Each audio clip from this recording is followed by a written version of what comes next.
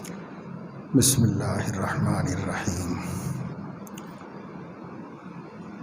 الحمد للہ رب العالمین والصلاة والسلام علی اشرف الانبیاء وسادۃ الاتقیاء وسید المرسلین خاتم النبیین محمد وعلی آلہ واہل بیتہ وصحبہ اجمعین، اما بعد،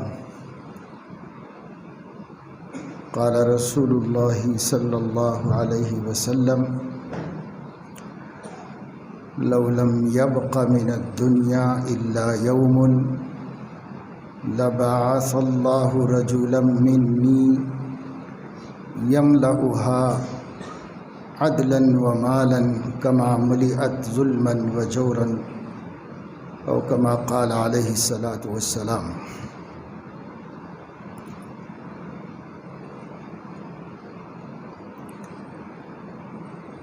نبی کریم صلی اللہ تعالی علیہ وسلم کے معجزات میں سے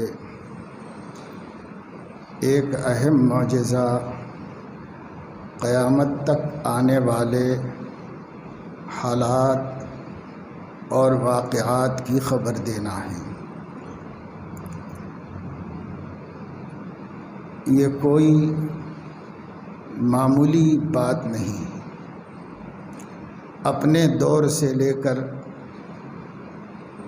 ہر دور کے احوال سے امت کو باخبر کرنا اور قرب قیامت کے حالات بتانا، دجال کی نشاندہی کرنا اور قیامت کے بالکل آخری علامات، جن کو علامات کبریٰ کہا جاتا ہے، ان کے بارے میں دو ٹوک خبر دیں۔ ایسی خبر جو من عن اور حرف بحرف امت کے سامنے ثابت ہوتی چلی جائے، صادق آتی چلی جائے، یہ بجز نبی کے کوئی نہیں کر سکتا، چونکہ نبی کو اللہ تعالیٰ سے علم ملتا ہے،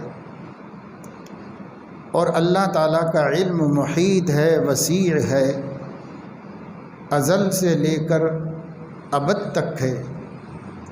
اس لیے اللہ تعالیٰ ٹھیک ٹھیک بات نبی کو بتاتا ہے، اور نبی وہی ٹھیک و دو ٹوک بات امت کو دے دیتا ہے۔ حضرت صلی اللہ علیہ وسلم کی صداقت اور ان کی نبوت کے دلائل میں سے یہ معجزہ بھی ہے۔ بہت سے معجزے آپ کو عطا کیے گئے ہیں، ان میں یہ بھی معجزہ اہم معجزہ ہے کہ آپ نے قیامت تک کے حالات سے امت کو باخبر کر دیا ہے۔ ان حدیثوں کو، ان باتوں کو، ان واقعات کو جو آپ نے بیان فرمائے، محدثین کی اصطلاح میں الفتن کہا جاتا ہے۔ فتن فتنے کی جمع ہے، اور فتنہ عربی زبان کا لفظ ہے۔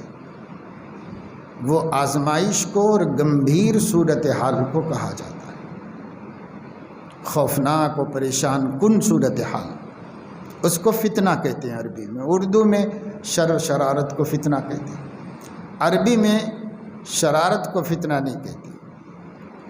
گمبھیر صورتحال، خوفناک دہشتناک صورتحال، اس کو فتنہ کہتے ہیں۔ فتنتن کی جمع فتنن ہے۔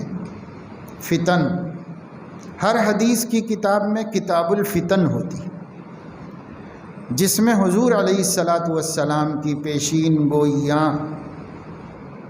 اور اپنے حین حیات قیامت تک کے احوال صحابہ کو جو سنائے ہیں، وہ حدیثیں اس میں جمع ہوتی ہیں، اور ایسی سینکڑوں احادیث حضرت علیہ الصلاۃ والسلام سے کتب حدیث میں منقول ہے، مروی ہے۔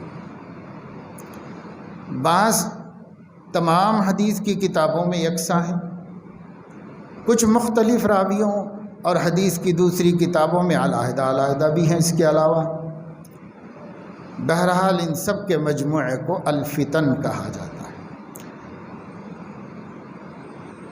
صحابہ کرام میں اس موضوع کے، اس ٹاپک کے سب سے بڑے ماہر حضرت حذیفہ رضی اللہ تعالیٰ عنہ تھے۔ حضرت صلی اللہ علیہ وسلم سے خود فرماتے ہیں کہ سب لوگ خیر کی باتیں پوچھتے تھے، میں ان سے شر کی باتیں پوچھتا تھا۔ یہاں خیر اور شر کی بات سے مراد بھلائی برائی کی نہیں، یعنی دوسرے صحابہ عمل کی باتیں، اخلاق کی باتیں، مسائل کی باتیں، دین کی باتیں، ان میں سوالات کرتے تھے، اور میرے سوالات کا موضوع ہوتا تھا کہ آپ کے بعد کیا ہونے والا ہے، پھر اس کے بعد کیا ہونے والا ہے، پھر اس کے بعد کیا ہونے والا ہے۔ تو بظاہر یہ بھی بہت بڑا خیر ہے جو انہوں نے پوچھ کے حضور علیہ السلام سے معلوم کر دیا۔ امت کو اس سے فائدہ ہوا۔ فائدہ اس لیے ہوا کہ فتنوں کی خبر پہلے سے رہنا آدمی کے عین وقت میں خوفناک اور ہیبت میں مبتلا ہونے کا سبب نہیں بنتا۔ اس کی مثال میں پہلے دے چکا ہوں کہ جب ایک بہت بڑے مسلم سائنسدان ہیں جو بڑے عالم بھی تھے، وقت کے خلیفہ سے کہا کہ مجھے ایک رصدگاہ بنا کے دیجیے، یعنی بڑا ٹاور بنا کے دیجیے جہاں سے ہم موسمیات کو اور آسمان کے حالات کو تحقیق کریں، ریسرچ کریں، اس کے لیے مجھے ایک رصدگاہ بنا کے دیجیے۔ اس نے کہا کتنا پیسہ خرچ ہوگا؟ انہوں نے بتایا کہ جیسا میں چاہتا ہوں اگر ایسا بنایا جائے تو 1 کروڑ روپے خرچ ہو جائیں گے۔ تو اس نے کہا اتنا پیسہ خرچ کرنے کا فائدہ کیا ہے؟ یہ تو حکومت کا خزانہ ہے، اس کو خرچ کرنے کا فائدہ کیا ہے؟ تو انہوں نے بتایا کہ وقت سے پہلے موسم کا پتہ چل جائے گا، حالات کا پتہ چل جائے گا، اور یہ پتہ چل۔ تو اس نے کہا کہ اگر یہ نہ پتہ چلے تو کیا نقصان ہے؟ وقت سے پہلے نہ پتہ چلے تو نقصان کیا ہے؟ تو انہوں نے فرمایا کہ حضرت ایک کام کرتے ہیں، میں ایک مثال سے آپ کو سمجھاؤں گا۔ اب یہ بحث سے سمجھ میں آنے والی بات نہیں، اور وہ مثال ان کے سامنے رکھ دی کہ میں یہ جو دربار کا چھت ہے، اس کے اوپر جو روشن دان ہے، اس کو کھلواتا ہوں، اور جب دربار چل رہا ہو، سب لوگ بیٹھے ہوئے ہوں، تو ایک کمار کو حکم دیتا ہوں کہ کچھ برتن بنائے چھوٹے چھوٹے سے، وہ سارے برتن لے جا کے چھت پہ جمع کر دے۔ اب جب لوگ یہاں آ کے بیٹھ جائیں گے اور دربار چل رہا ہوگا تو وہ برتن سب اوپر سے سوراخ میں سے نیچے پھینکنا شروع کر دیں۔ تو کہا ٹھیک ہے، اس سے کیا سمجھائیں گے آپ، ایسا کر دیجیے۔ اجازت لے لی اور یہ سب ہو گیا۔ ایک دن دربار چل رہا تھا تو کمار برتن سب اوپر رکھ کے بیٹھا ہوا تھا۔ عین دربار کے دوران میں اوپر سے وہ برتن ڈھکلنا شروع کیا نیچے، اور مٹی کے برتن چھوٹے چھوٹے سے بنے ہوئے تھے، وہ گرنے لگے اور ٹوٹنے لگے، اور کھڑ کھڑ کھڑ کھڑ کھن کھن کھن ایک ساتھ گڑبڑ ہونا شروع ہو۔ تو جتنے لوگ بیٹھے ہوئے تھے دربار میں سب گھبرا کے بھاگے، کچھ سجائی نہیں دیا کہ کیا ہو رہا ہے، کیا قیامت آ گئی ہے، کیا زلزلہ آ گیا ہے، کہ کیا ہو رہا ہے، سمجھ میں نہیں آیا۔ پہلے جان بچانے کے لیے سب باہر نکل گئے، کوئی بھی دربار میں نہیں بچا، صرف تخت پہ یہ سائنٹسٹ صاحب بیٹھے ہوئے تھے اور بادشاہ بیٹھا ہوا تھا، باقی سب چلے گئے۔ اور جب سب چلے گئے تو انہوں نے کہا کہ بادشاہ سلامت، آپ نے دیکھا ہم کو پہلے سے علم تھا تو ہم نہیں گھبرائے، اور جن کو علم نہیں تھا وہ سب گھبرا کے بھاگے۔ نبی کریم صلی اللہ علیہ وسلم نے قیامت تک کی آزمائشوں کا امت کو اس لیے خبر دی، اطلاع دی، اور اس سے مطلع فرمایا تاکہ امت کے علم میں رہے اور جب یہ حادثہ پیش آئے تو امت گھبرا کر کے بے دین نہ ہو جائے، پریشان نہ ہو جائے اور خدا تعالیٰ کی نافرمان اور شکایت کرنے والی نہ ہو جائے۔ پہلے سے معلوم ہوگا تو ہاں بھئی یہ خبر ہے ہمارے نبی کی، ایسا ہونے والا تھا، اس لیے ایک طمانینت رہے گی، ایک اطمینان رہے گا مسلمانوں کو، اور جو تدبیر کرنا ہے وہ تدبیر کریں گے۔ اور اگر آدمی خوف زدہ ہو جائے، ہیبت ناک ہو جائے، تو اسے تدبیر سجائی نہیں دیتی کہ کیسے بچنا چاہیے، کیا کرنا چاہیے، کچھ سجائی نہیں دیتا اسے۔ تو حضرت صلی اللہ تعالیٰ علیہ وسلم کا یہ معجزہ ہے، بہت بڑا معجزہ، نہ صرف معجزہ ہے بلکہ رحمت للعالمین ہونے کا ثبوت ہے کہ انہوں نے اپنی امت کو حیران اور ہراساں نہیں کیا، اپنی امت کو مطمئن رکھا، اور تاکہ کسی وقت بھی یہ امت پریشان ہو کر سیدھے رستے سے نہ ہٹ جائے اور صراط مستقیم سے نہ ٹل جائے، اس کا انتظام فرما دیا۔ یہ جو خبریں حضور علیہ السلام نے دی ہیں، ان خبروں کا نام علم ہے، لیکن ان میں سے بعض خبریں ایسی ہیں جن کا تعلق ہمارے عمل سے نہیں ہے، ان کا تعلق ہمارے عقیدے سے۔ کچھ خبروں کا تعلق ہمارے عمل سے ہے، اسے شریعت مطہرہ کہتے ہیں، ہم اس شریعت پر عمل کرتے ہیں، اس کے مطابق چلتے ہیں، زندگی گزارتے ہیں۔ کچھ خبریں ایسی ہیں جن کا تعلق ہمارے عقیدے سے ہو گیا ہے، ہمارے عمل سے بھی ہے اس کا تعلق، لیکن ہمارے عقیدے سے بھی اس کا تعلق ہے۔ ان خبروں میں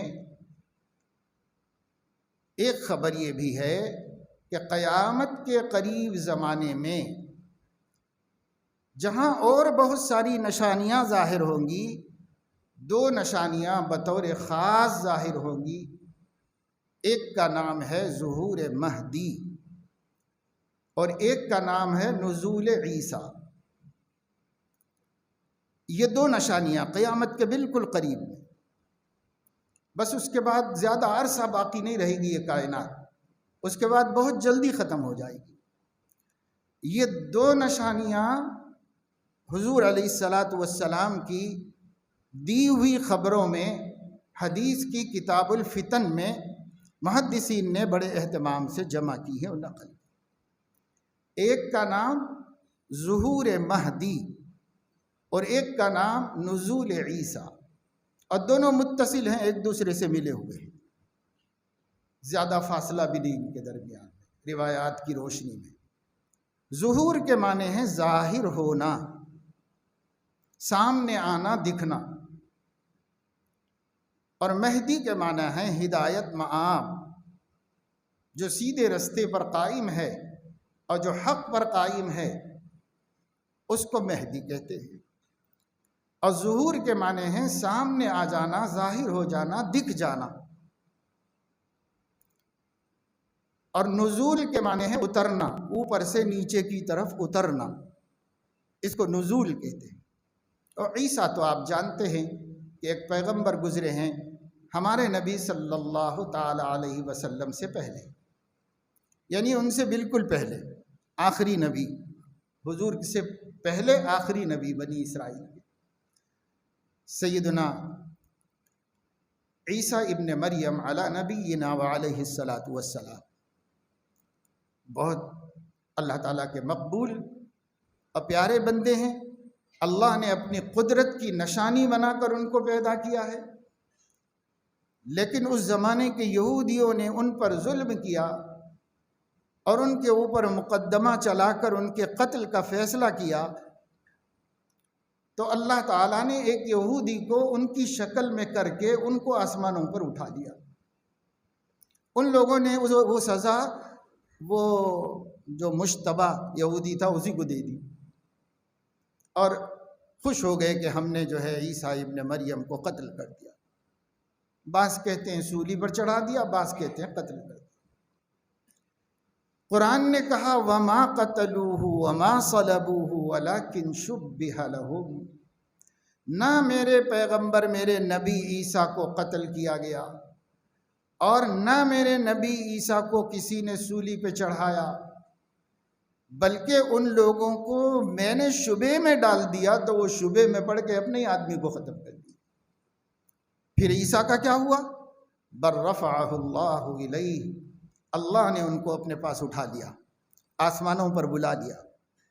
سیدنا عیسیٰ علیہ السلام آسمانوں پر تشریف لے گئے ہیں اور زندہ اٹھائے گئے ہیں، اور اب بھی زندہ موجود ہیں اور قیامت تک رہیں گے، اور قیامت کی آخری نشانی کے طور پر اس دنیا میں نزول فرمائیں گے۔ چونکہ رفع ہو گیا ہے تو رفع کے بعد نزول ہوگا، اوپر اٹھائے گئے ہیں تو اوپر ہی سے اترنا ہوگا ان کو۔ ان کا انتقال نہیں ہو گیا کہ وہ زمین میں دفن کر دیے گئے ہو۔ اگر زمین میں دفن کر دیے گئے تھے تو نیچے سے نکلتے، لیکن زمین میں دفن نہیں کیے گئے۔ زمین میں تو مرنے والے کو دفن کیا جاتا ہے، زندہ کو اللہ نے آسمان پہ اٹھا لیا تھا، اس لیے وہ آسمان پہ چلے گئے۔ یہ قرآن کی صریح آیتیں ہیں، قرآن کریم کی صریح آیتوں کا کوئی انکار نہیں کر سکتا۔ یہ سب مسلمانوں کا عقیدہ ہے کہ عیسیٰ علیہ السلام مرے نہیں۔ قادیانی کہتا ہے کہ مر گئے ہیں، لیکن کوئی مسلمان نہیں مانتا کہ حضرت عیسیٰ علیہ السلام کا انتقال ہوا ہے۔ حضرت عیسیٰ علیہ السلام زندہ سلامت با کرامت آسمانوں پہ اٹھائے گئے ہیں اور وہیں پر ہیں، اپنے مقام و مرتبے کے ساتھ ہیں۔ اور قیامت کے بالکل قریب زمانے میں اللہ تعالی اپنی قدرت کے اظہار کے طور پر انہیں نزول کا حکم دے گا تو وہ آسمان سے نازل ہو کر زمین پر آ جائے۔ اس کو کہتے ہیں نزول عیسیٰ۔ یہ عقیدہ ہے حضور علیہ السلام نے امت مسلمہ کو دیا، اور یہ عقیدہ ظہور مہدی کا ظاہر ہونا۔ مہدی کا ظاہر ہونا کیا ہے؟ حضرت علیہ السلام نے قیامت تک کے حالات بتاتے ہوئے یہ فرمایا کہ اخیر زمانے میں جب یہ دنیا بالکل آخری دنوں میں ہوگی اور اس دنیا کی عمر کمپلیٹ ہو رہی ہوگی، اس زمانے میں خلافت قائم ہو جائے گی دوبارہ مسلمانوں کی، اور اس خلیفہ مسلمین کا جو آخری، اس خلافت کا جو آخری خلیفہ ہوگا اس کی موت ہو جائے گی۔ اس کی موت ہو جائے گی تو 3 شہزادے خلافت کو لینے کے لیے آپس میں لڑ پڑیں گے۔ ان کے اس لڑنے بھگڑنے جھگڑنے کے نتیجے میں فتنہ قائم ہو جائے گا، دنیا کا امن ختم ہو جائے گا، سارے عرب ممالک خطرے کے اندر پڑ جائیں گے، خون خرابے ہوں گے، ظلم و جور ہوگا، ناانصافیاں ہوں گی، کوئی حکومت بن نہیں پا رہی ہے۔ ایسے حالات کے اندر لوگ خوف زدہ اور پریشان ہوں گے، کوئی پرسان حال مسلمانوں کا نہیں ہوگا، کوئی مسلمانوں کا نجات دہندہ نہیں ہوگا ان مظالم سے۔ جس کی لاٹھی اس کی بھینس ہو جائے گی۔ کمزور لوگ طاقتور لوگوں سے ظلم پر ظلم اٹھاتے رہیں گے اور تکلیف پہ تکلیف اٹھاتے رہیں گے۔ سارا عرب جو ہے وہ شر و فساد کا مجموعہ بن جائے، خوف، دہشت، بے چینی، بدامنی لوگوں کے اندر پھیل جائے گی۔ ایسے وقت میں کسی کو خلیفہ چننے کے واسطے جو جھگڑا چل رہا ہے، اس جھگڑے سے ڈر کر کے ایک بندہ مدینہ منورہ کے اندر ہوگا، جو مدینہ منورہ میں پیدا ہوا ہوگا، عام لوگوں کی طرح پیدا ہوا ہوگا، البتہ خاندان قریش میں پیدا ہوا ہوگا، اور حضرت فاطمہ کی اولاد میں پیدا ہوا ہوگا، حسنی النسب ہوگا، یعنی سیدنا حسن رضی اللہ تعالیٰ عنہ کی اولاد میں سے ہوگا۔ اس کا نام محمد ہوگا اور اس کے والد کا نام عبداللہ ہوگا۔ وہ کشادہ چہرے والا، خوبصورت ناک والا اور نہایت وجیح اور شکیل و خوبصورت ہوگا۔ اس بندے کو یہ ڈر لگے گا کہ کہیں لوگ یہ خلافت میرے سر پہ نہ ڈال دیں، کیونکہ مدینے کے لوگ اس کو جانتے ہوں گے، وہ قریب 40 برس کی عمر کا ہوگا، لوگوں کو ان کے صلاح، ان کا تقوی، ان کی پرہیزگاری، ان کی دیانت و امانت، ان کا تعبد، ان کا اللہ تعالیٰ کے ساتھ تقرب، یہ سب چیزیں ان کے محلے میں، خاندان میں معروف ہوں گی، تو وہ یہ سمجھیں گے کہ لوگ کہیں مجھے ہی دیانت دار، امانت دار کہہ کر یہ مصیبت لا کے میرے سر پہ نہ رکھ دے خلافت، تو وہ وہاں سے نکل جائیں گے خرج ہاربا۔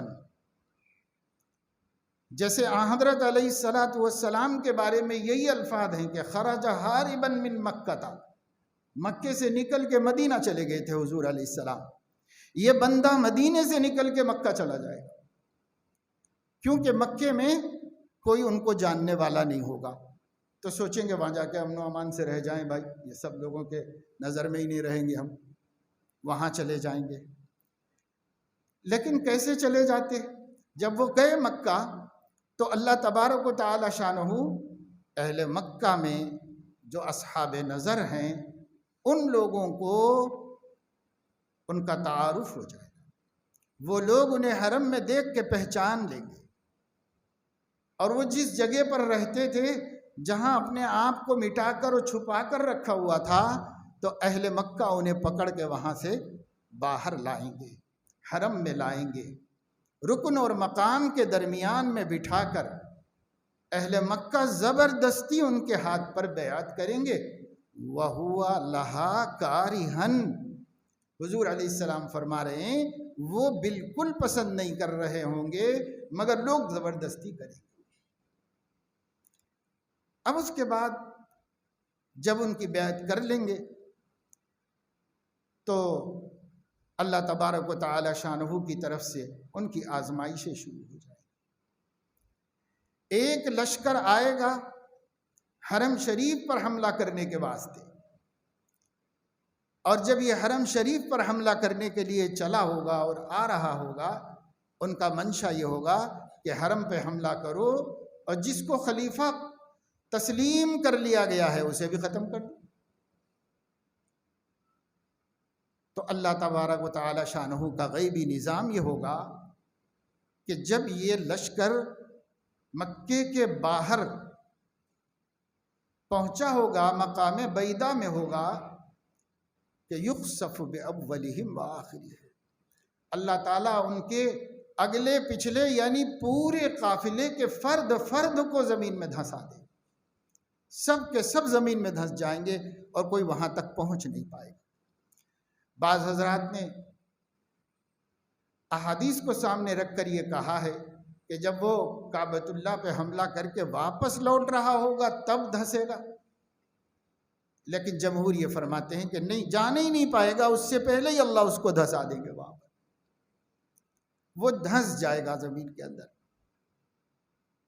اس واقعے کا چرچا ہوگا سب طرف کہ جو اللہ کے اس خلیفہ کے ساتھ دشمنی کرنے کے لیے آیا تھا وہ سب کے سب برباد ہو گئے، گویا نصرت الہی اس شخص کے ساتھ میں ہے، اللہ کی مدد اس کے سامنے ہے۔ اس کا چرچا ہوگا اطراف عالم کے اندر، تو عراق و شام کے اللہ کے نیک و خاص بندے جو ہوں گے وہ سب سفر کر کے مکہ مکرمہ آئیں گے اور وہ سب کے سب اس بندے کے ہاتھ پہ بیعت کریں گے اور ان کی خلافت کو قبول کریں گے اور تسلیم کریں گے۔ اس کے بعد ایک قریشی، خاندان قریش کا ایک فرد، قبیلہ بنو کلب کا ایک لشکر تیار کر کے اس لشکر کو مہدی پر حملہ کرنے کے لیے بھیجے۔ یہ لشکر جب آئے گا تو جو لوگوں نے ان کے ہاتھ پر بیعت کی ہے یہ مبایعین خود اس سے نمٹ لیں گے، اللہ تعالیٰ اہل ایمان کو، اہل حق کو اس لشکر پہ غلبہ عطا فرمائیں گے اور ان کا ڈھیر سارا اسلحہ، مال و دولت سب غنیمت میں پکڑا جائے گا۔ پھر یہ غنیمت وہ مجاہدین میں تقسیم کر دیں گے، سب اس کے اندر بانٹ دیں گے۔ اس کے بعد اللہ تبارک و تعالی شانہ ان کو غالب فرما دے گا اور جو طاقتیں برا سوچنے والی تھیں، شر و فساد کرنے والی تھیں، سب مغلوب ہو جائیں گے۔ تو یہ وہاں سے نکلیں گے، آگے بڑھیں گے، عالم میں جگہ جگہ تشریف لے جائیں گے اور جہاں جائیں گے اللہ فتح اور غلبہ دے گا، جہاں جائیں گے اللہ فتح و غلبہ دے گا۔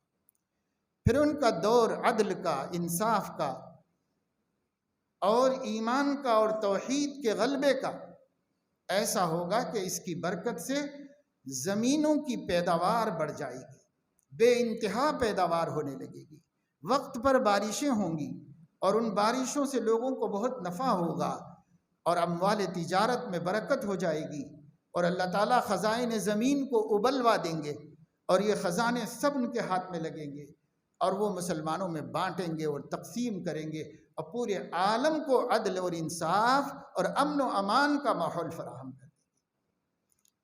اس وقت کوئی زکوٰۃ لینے والا نہیں ہوگا، ہر آدمی مرفہ الحال ہوگا، ہر آدمی خوشحال زندگی گزار رہا ہوگا۔ یہ سب ان کے دور کے اندر ہوگا۔ اسی دور میں دجال کا فتنہ وجود میں آئے گا اور اس کی خبریں سامنے آتی رہیں گی اور اس کے سلسلے میں یہ فکریں کرتے رہیں گے جو اس وقت کے امام المسلمین ہوں گے، خلیفہ راشد ہوں گے، اللہ کے خاص مؤید اور تائید کیے گئے بندے ہوں گے جن کے ساتھ اللہ کی مدد و نصرت ہوگی۔ وہ اس فکر میں لگے ہوئے رہیں گے اور انتظار کر رہے ہوں گے کہ اللہ نے دجال کے مقابلہ کا جس کی قسمت میں کام رکھا ہے وہ کب تشریف لائیں گے، ان کے انتظار میں ہوں گے۔ ایک دن صبح کی نماز کی اذان ہوگی اور صبح کی نماز کی اذان کے بعد اقامت ہوگی، اقامت کے بعد یہ اللہ کا خاص بندہ جس کا لقب خود حدیثوں میں المہدی دیا گیا ہے، یہ نماز پڑھانے کے لیے جو امام المسلمین ہوں گے، نماز پڑھانے کے لیے مصلی پر بڑھ چکے ہوں گے۔ اتنے میں سیدنا عیسیٰ علی نبینا وعلیہ الصلاۃ والسلام اپنے تمام تر کمالات نبوت کے ساتھ، اپنے خصائص کے ساتھ، اپنے حسن و جمال کے ساتھ آسمانوں سے زمین پر اتر چکے ہوں گے، اور چونکہ نماز ہو رہی تھی تو سیدھے نماز میں تشریف لائیں گے، جماعت میں پہنچ جائیں گے۔ جب سیدنا مہدی کو پتہ چلے گا کہ حضرت عیسیٰ تشریف لا چکے ہیں تو وہ سوچیں گے کہ نبی کی موجودگی میں دوسرا کیسے نماز پڑھا سکتا ہے، اس لیے وہ مصلی سے الٹے پاؤں پیچھے ہٹیں گے۔ جیسے سیدنا ابو بکر نماز پڑھا رہے تھے اور حضور علیہ السلام کہیں سے کسی جگہ گئے ہوئے تھے تو نماز شروع کر دی تھی حضرت ابو بکر نے، مگر آپ آ گئے تو آپ صفیں چیرتے ہوئے سامنے آنے لگے، محسوس کر لیا تو رجع قہقرا، الٹے پاؤں اسی طریقے سے پیچھے کی طرف چلنے لگے، پیچھے ہٹنے لگے۔ حضرت علیہ السلام نے اشارہ کیا وہیں رہو، نماز پڑھاتے رہو، لیکن پھر بھی حضرت ابو بکر پیچھے چلے گئے۔ بہرحال حضرت علیہ السلام نے نماز پڑھائی، حضرت ابو بکر مکبر بن گئے اس وقت میں۔ بعد میں حضور علیہ السلام نے فرمایا کہ ابو بکر جب میں نے کہہ دیا تھا کہ تم ہی تکمیل کر لو تو پیچھے کیوں آ گئے؟ انہوں نے کہا کہ یا رسول اللہ، ابو قحافہ کے بیٹے کی یہ مجال نہیں تھی کہ نبی کے آگے نماز پڑھائے، بس میرے بساط میں نہیں تھا، میں پیچھے ہٹ گیا۔ حضرت علیہ السلام نے کچھ نہیں فرمایا، اس پر تو کوئی تبصرہ نہیں کیا۔ حضرت مہدی بھی پیچھے ہٹنے لگیں گے جب پیغمبر کو دیکھیں گے تو پیغمبر ان کے شانے پہ ہاتھ رکھ کر کہیں گے اقامت آپ کے لیے کہی گئی ہے، آپ ہی نماز پڑھا دیجیے، کیونکہ امامت ان کی تھی اب تک۔ امامت سے مراد نماز کی امامت نہیں، امام کہتے ہیں مسلمانوں کے امیر، تو امامت ان کی چل رہی تھی۔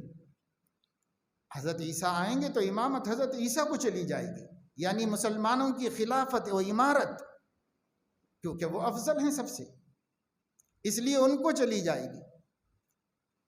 اسی وجہ سے حضرت مہدی پیچھے ہٹیں گے تو وہ شانے پہ ہاتھ رکھ کے کہیں گے اقامت آپ کے لیے کہی گئی ہے، آپ امامت کیجیے۔ حدیث میں ہے کہ حضرت عیسیٰ علیہ الصلاۃ والسلام کے الفاظ یہ ہوں گے، اللہ نے اس امت کو امت میں سے ائمہ عطا فرمائے اس امت کی کرامت و شرافت و بزرگی بڑھانے کے واسطے، چنانچہ وہ نماز تو حضرت مہدی پڑھائیں گے اور حضرت عیسیٰ ان کے پیچھے پڑھیں گے۔ یہ اس امت کی عزت بڑھانے کے واسطے اللہ تعالیٰ نے ایسا مقدر فرما دیا ہے کہ اس امت کا ایک فرد امامت کرے اور ایک نبی ان کے پیچھے اقتدا کرے۔ تکرمت اللہ علیہ، اس امت کے لیے اللہ کا اکرام ہے، یہ اس امت کا ہمارے نبی پاک صلی اللہ علیہ وسلم کے طفیل اور برکت سے۔ لیکن اس کے بعد سے پھر وہ امام ہو جائیں گے حضرت عیسیٰ علیہ السلام، اور امام المسلمین یعنی مسلمانوں کے خلیفہ اب وہ ہو جائیں گے۔ یہ سلسلہ اور یہ جو کام اور یہ جو زمانہ اس اللہ کے خاص اور نیک بندے کو دیا گیا ہے، اس کے بارے میں احادیث سے چلتا ہے کہ یہ 7 یا 9 برس کا عرصہ ہو، 7 سال یا 9 سال، یا تو 7 سال میں مکمل ہو جائے گا یہ کام جو اللہ کو ان سے لینا تھا، یا 9 سال میں مکمل ہو جائے گا۔ اب حضرت عیسیٰ تشریف لے آئے اور حضرت عیسیٰ علیہ السلام امام المسلمین ہو گئے۔ انہی کے زمانے میں حضرت مہدی وصال فرما جائیں گے اور مسلمان ان کی نماز جنازہ پڑھ کر انہیں اللہ کے حوالے کر دیں۔ یہ تقریباً 20 سے زائد صحابہ کرام سے 50 سے زائد روایتیں اس خاص بندے کے بارے میں آئی ہیں۔ ان کو حضور علیہ السلام نے رجلن کہا ہے، ایک خاص بندہ، ایک اہم بندہ، ایک خاص بندہ اللہ کا، یہ فرمایا ہے۔ اور بعض روایتوں میں آپ نے ان کی صفات بیان کرتے ہوئے المہدی فرمایا ہے، کیونکہ وہ ہدایت یاب اور اللہ کی طرف سے مدد کیے گئے ہیں۔ المہدی یہ خطاب ہو گیا ان کا، نام ان کا محمد، والد کا نام عبداللہ۔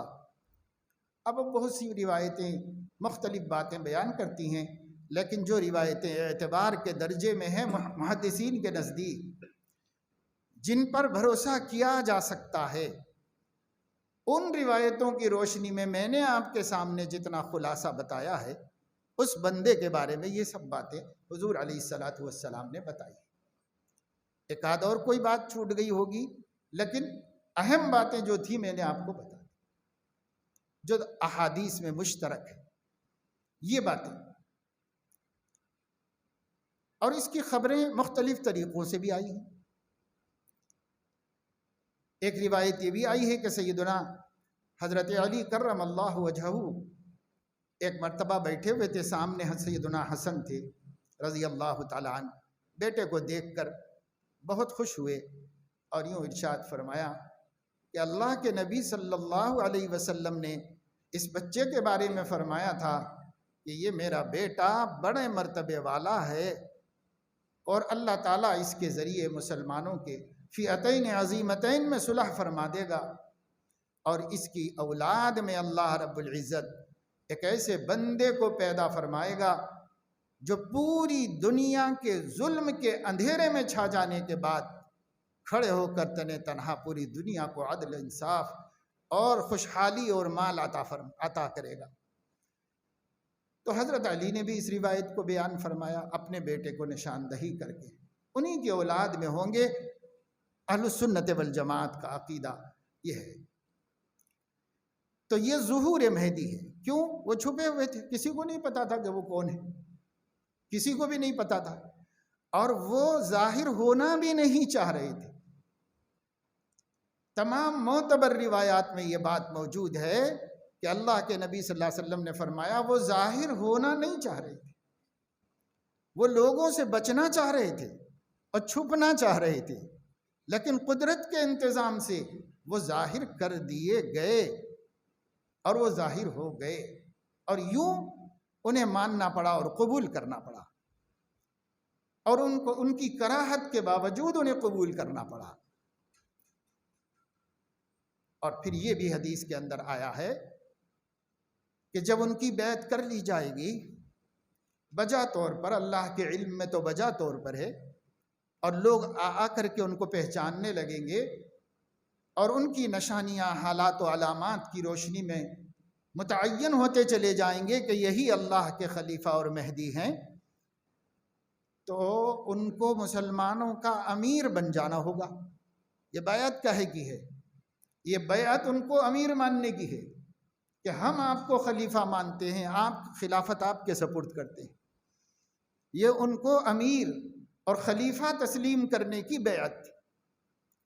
جب یہ بیعت اللہ کے نیک بندوں نے ان کے ہاتھ پہ کر لی تو ظاہر ہے کہ جو بیچارہ ایک گھرانے میں پیدا ہوا ہے، عام گھرانے میں، اگرچہ کہ آل رسول میں پیدا ہوا، لیکن سماجی اعتبار سے عام حالات میں ہیں، عام طریقے سے پیدا ہوئے ہیں، اسی طریقے سے بچپن گزرا ہے، جوانی گزری ہے اور اس عمر تک پہنچے ہیں، اور ان کو خلافت سنبھالنا ہے، لشکر ترتیب دینا ہے، اور بڑے بڑے لشکر یورپ کی طرف بھیجنا ہے، ہند کی طرف بھیجنا ہے، اور مختلف علاقوں میں بھیجنا ہے ان کو، اور ساری دنیا کے ظالموں کو ہٹانا ہے اور عادلوں اور منصفوں کو وہاں پر لا کر بٹھانا ہے، چونکہ ان کے ذمے کام بہت ہے۔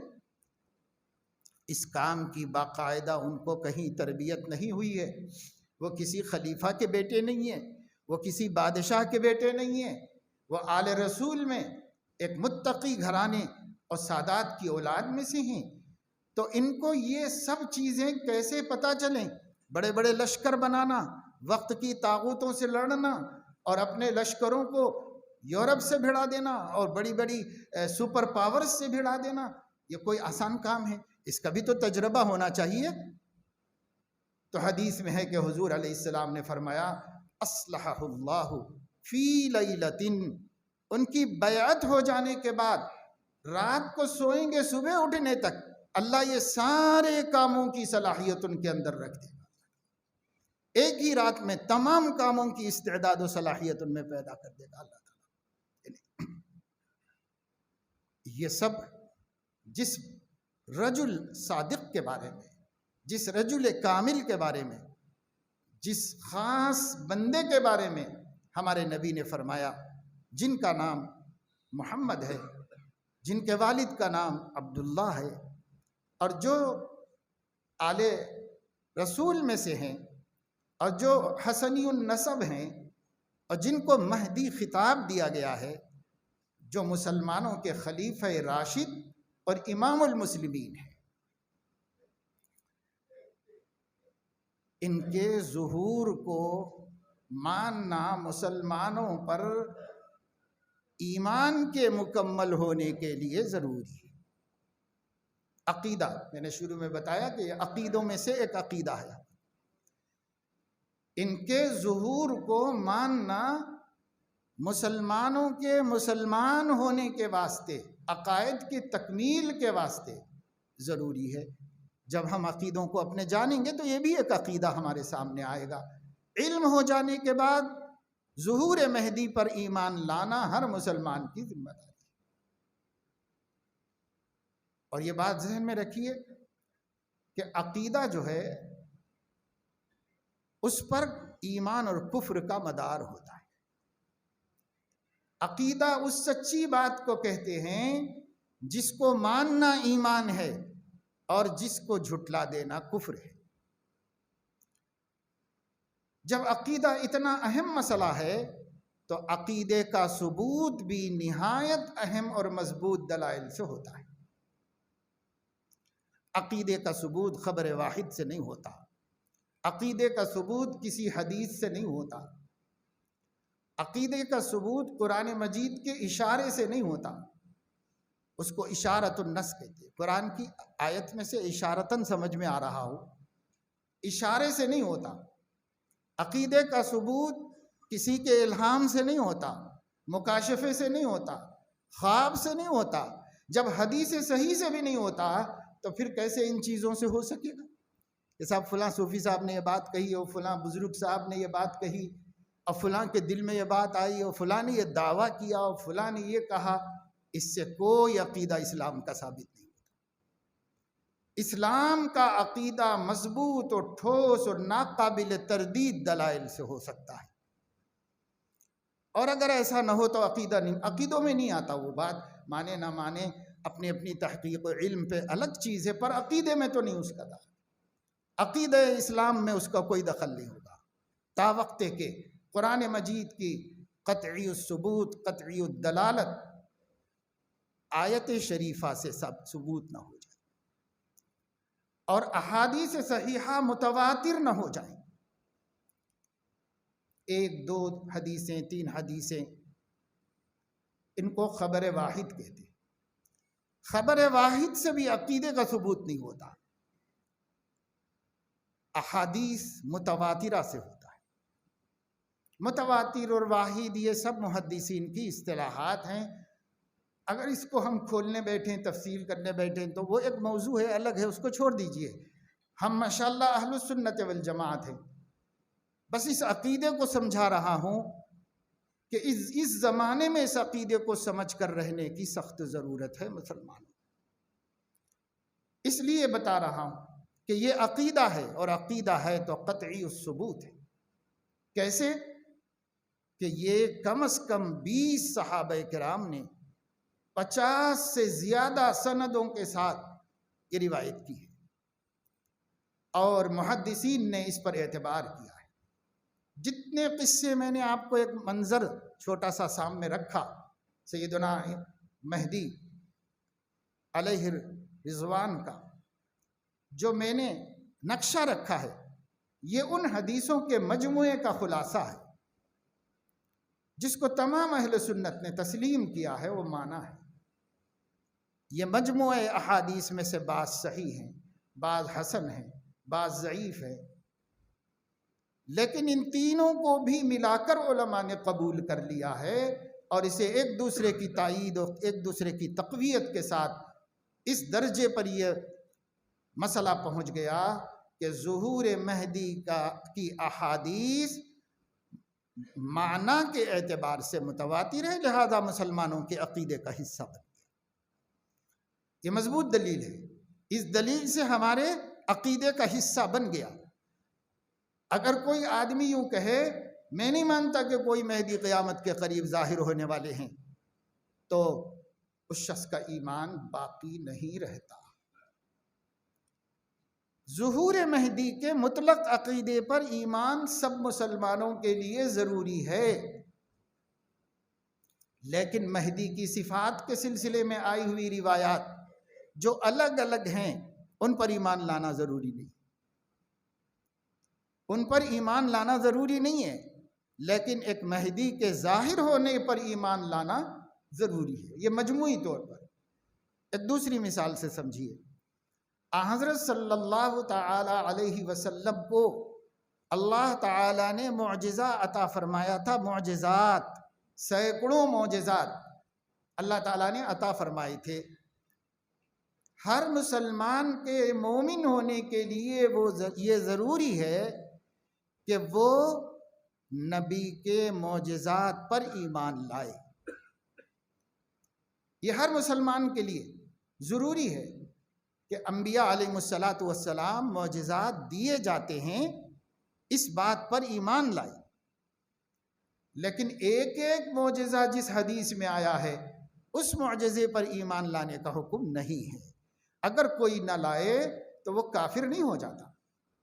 اگر کوئی کہے مثال کے طور پر معراج، تو معراج جسمانی طور پر معراج کا حضور علیہ السلام کا ایک دفعہ آسمانوں پر جانا میں مانتا ہوں، لیکن یہ قصہ مجھے سمجھ میں نہیں آیا، یہ قصہ مجھے سمجھ میں نہیں آیا، تو اس سے وہ کافر نہیں ہوگا۔ وہ معجزے پر ایمان رکھتا ہے لیکن فلاں معجزے پر اس کو اشکال ہو رہا ہے تو اس سے کافر نہیں ہوگا۔ فرق دو چیزوں کا فرق ہے، سمجھ رہے ہوں گے نا۔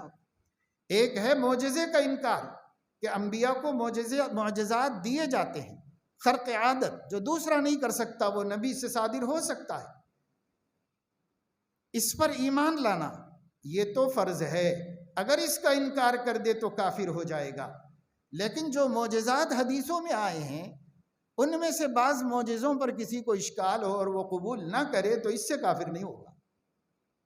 اسی طریقے سے مطلقاً ظہور مہدی کے عقیدے پر ایمان مومن ہونے کے لیے بالکل کافی ہے۔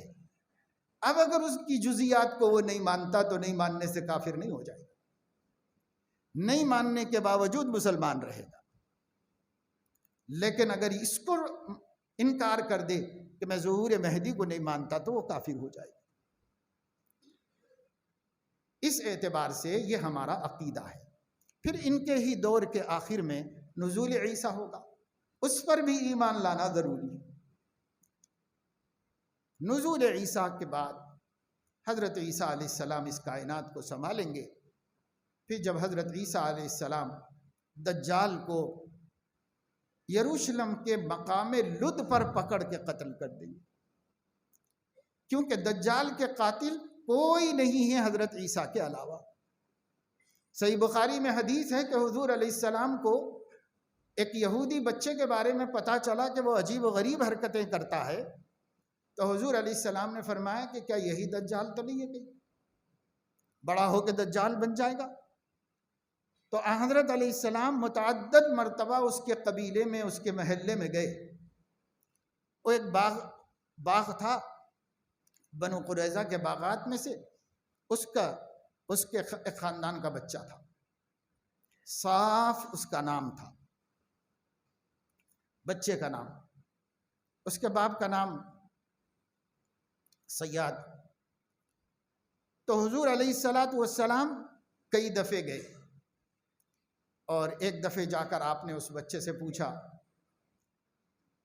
کہ کیا تم مجھے اللہ کا رسول مانتے ہو؟ تو اس نے کہا میں آپ کو امیین کا رسول مانتا ہوں، یعنی وہ تو بنی اسرائیل میں سے تھا، ہمارا رسول نہیں مانتا، اور عربوں کا رسول مانتا ہوں آپ کو۔ تو حضور علیہ السلام سے پھر اس نے پوچھا کیا آپ مجھے اللہ کا رسول مانتے ہیں؟ تو حضور علیہ السلام نے فرمایا اس کے اوپر اللہ تعالیٰ کی طرف سے معاملہ مشتبہ کر دیا گیا۔ پھر بہت سی باتیں ہوئیں، حضرت علیہ السلام نے اس کو آزمایا، کئی سوالات فرمائے۔ سورہ دخان کی ایک آیت دل میں سوچ لی حضور علیہ السلام نے، اور اس سے پوچھا کہ میں اس وقت کیا دل میں سوچا ہوا ہوں؟ تو اس نے پوری آیت تو نہیں پڑھی، بلکہ اتنا کہا کہ دخ، یعنی دخان کچھ آپ کے ہے دل کے اندر۔ فرمایا کیا تجھے نظر آتا ہے؟ کہا میرے پاس صادق بھی آتا ہے، کاذب بھی آتا ہے۔ حضرت علیہ السلام نے فرمایا اس پر معاملے کو ملتبس کر دیا گیا ہے، اللہ تعالیٰ کی طرف سے التباس ہو گیا ہے اس کے اوپر۔ پھر حضور علیہ السلام سے حضرت عمر نے کہا کہ یا رسول اللہ اجازت فرمائیے کہ میں اس کو قتل کر دوں، ساتھ میں تھے حضرت عمر۔ تو حضور علیہ السلام نے فرمایا کہ نہیں کرو، اس لیے کہ اگر یہی دجال بننے والا ہے بڑا ہو کر تو تم قابو نہیں پاؤ گے اس پر، قابو تو عیسیٰ، تم نہیں پا سکو گے قابو اس کے قتل پر، اور اگر نہیں بننے والا ہے تو ہم خامخواہ کسی کو کیوں قتل کر دیں، لہذا چلے گئے۔ خیر بعد میں یہ بندہ بڑا ہوا، مسلمان بھی ہوا، اور مختلف روایتیں بخاری شریف میں موجود ہیں، بالآخر کیا ہوا اس کا پتہ صحیح طریقے سے نہیں، لیکن مسلمان بھی ہوا، حج کرنے کے لیے بھی گیا، صاحب اولاد بھی ہوا، اور اس نے صحابہ سے کہا کہ بھائی دجال ہوتا تو بچے کہاں ہوتے، دجال ہوتا تو حج کیوں کرتا، دجال ہوتا تو مسلمان کیوں بنتا، کیونکہ صحابہ بڑے ہونے کے بعد بھی اس سے بہت ڈرتے تھے، کہیں قریب آتا تو دوسری طرف چلے جاتے تھے، وہ قریب آتا تو کہتے بھائی ادھر بیٹھ جا کے، تو وہ کہتا تھا اب تو میرا جی یہ چاہ رہا ہے کہ رسی لٹکا کے درخت پہ خودکشی کر لوں، کوئی مجھے پسند نہیں کرتا،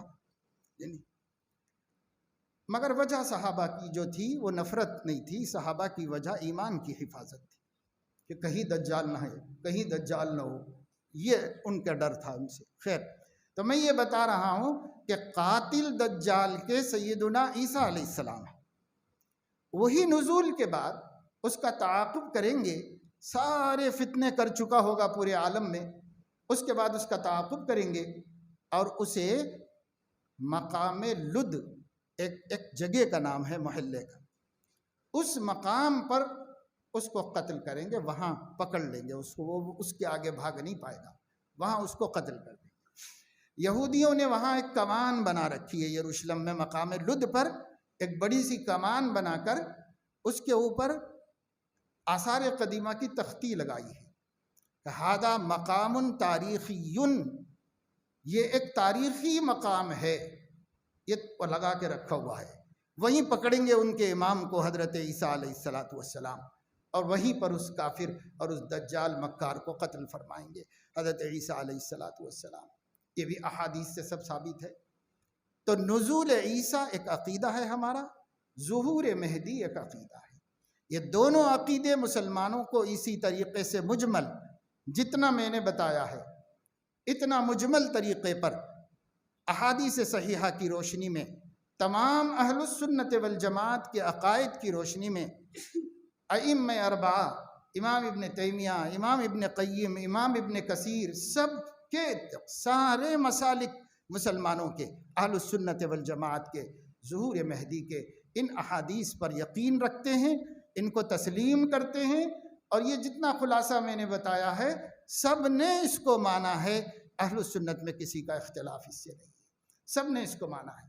جزیات کی تحقیق میں الگ الگ رائے ہو جائے وہ الگ بات ہے، لیکن بحیثیت مجموعی اتنی باتوں کو سب نے مانا ہے، اس لیے یہ ہمارے عقائد میں شامل اور داخل ہو گیا۔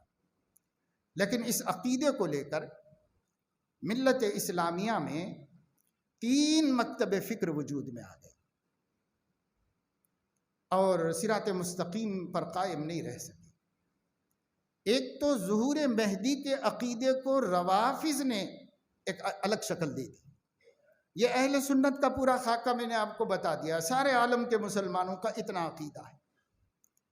روافض نے اس کو ایک الگ شکل دے دی۔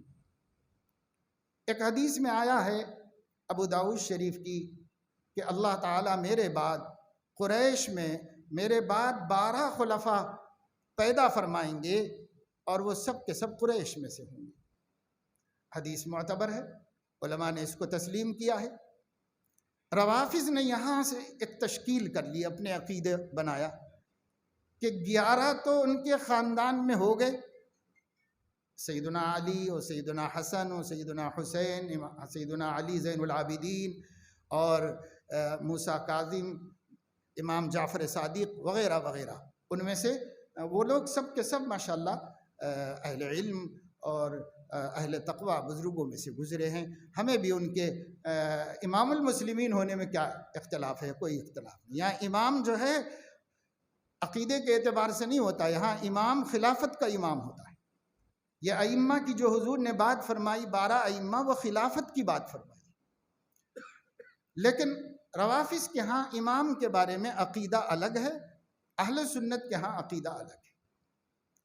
اہل سنت امام المسلمین مسلمانوں کے خلیفہ کو کہتے ہیں یا بڑے عالم کو کہتے ہیں، جیسے امام بخاری، امام ابو حنیفہ، تو بڑے بڑے علماء کو امام کہتے ہیں۔ اس معنی میں کہتے ہیں، بس صرف علم کے معنی سے، تو وہ امامت کی دنیا کے امیر ہیں، یہ یعنی علم کی دنیا کے امیر ہیں، بس اتنا، اس معنی میں ہم امام مانتے ہیں۔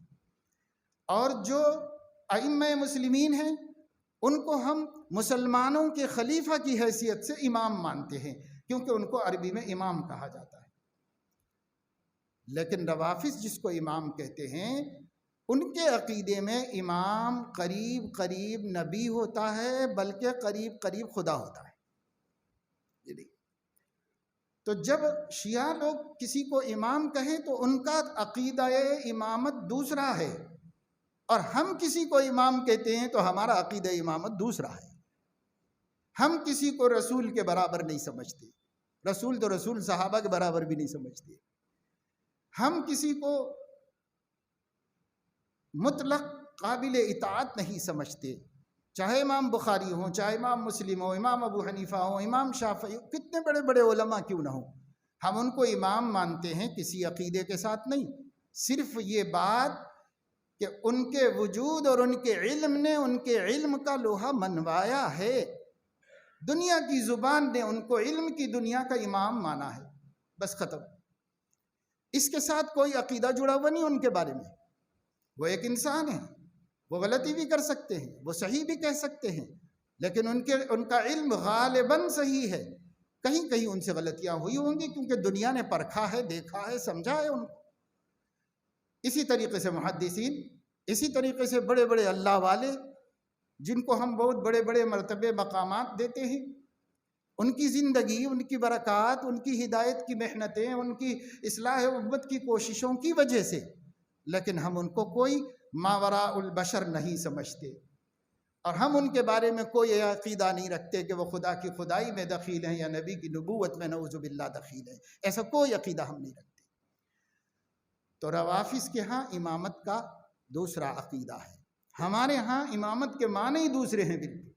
ہم اپنے عقیدہ توحید کے باہر نہیں ہیں، ہم عقیدہ توحید کے اندر ہیں، اور وہ لوگ عقیدہ توحید کے باہر ہو گئے۔